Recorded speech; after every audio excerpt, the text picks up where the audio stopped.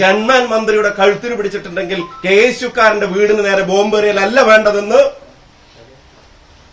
CPMന്റെ party secretary അണികളോട് പറയണം. ഇതിന്റെ പേരിൽ നടക്കുന്ന, സത്യം പറഞ്ഞാൽ കലാപാഹ്വാനത്തിന് ഗോവിന്ദ മാഷ്ക്കെതിരെ കേസെടുക്കണം.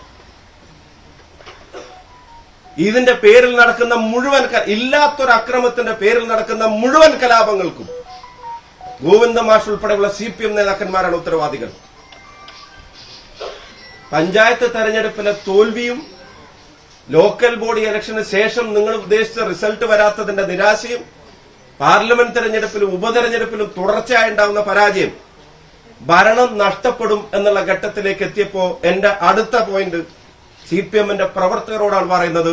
നിങ്ങൾക്ക് പോലും നിങ്ങളുടെ പാർട്ടിയോട് തോന്നിയ മടുപ്പിനെ, അതിനെ മറച്ചു പിടിക്കാൻ ഇല്ലാ കഥകളിറക്കി നിങ്ങളെ തെരുവിലിറക്കി അക്രമങ്ങൾക്ക് പ്രോത്സാഹിപ്പിക്കുന്ന,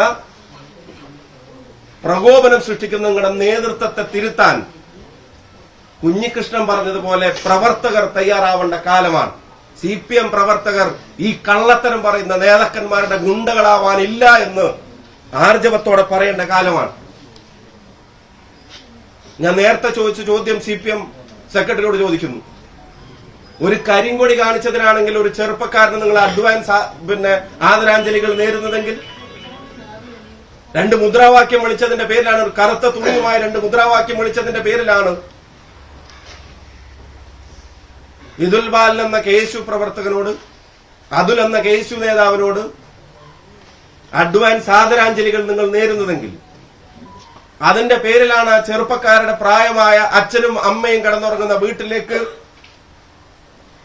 ബോംബെറിഞ്ഞ് അപായപ്പെടുത്താൻ ശ്രമിക്കുന്നെങ്കിൽ, കേരളത്തിന്റെ മുഖ്യമന്ത്രിയായിരുന്ന ഒരു മനുഷ്യന്റെ നെഞ്ചിലും നെറ്റിയിലും കല്ലെറിഞ്ഞിട്ട് കേരളത്തിലെ ഏതെങ്കിലും CPM പ്രവർത്തകരുടെ വീട്ടിൽ ആരെങ്കിലും ബോംബെറിഞ്ഞോ?